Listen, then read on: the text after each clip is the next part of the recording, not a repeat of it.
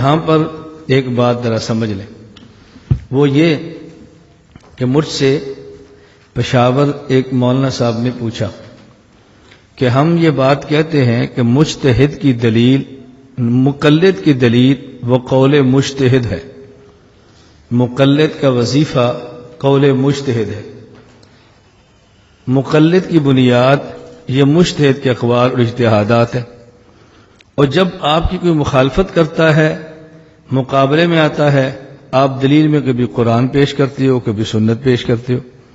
جب مقلد کی دلیل قول مجتہد ہے تو پھر آپ ہمیں قرآن اور حدیث کیوں پیش کرتے ہو؟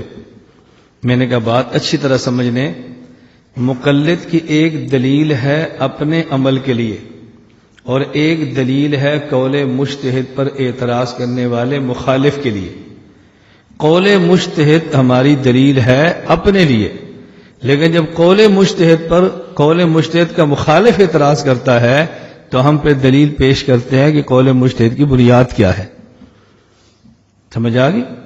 تو مجتہد کا مذہب، مجتہد کا اجتہاد اور مجتہد کا قول یہ دلیل ہے مقلد کے لیے۔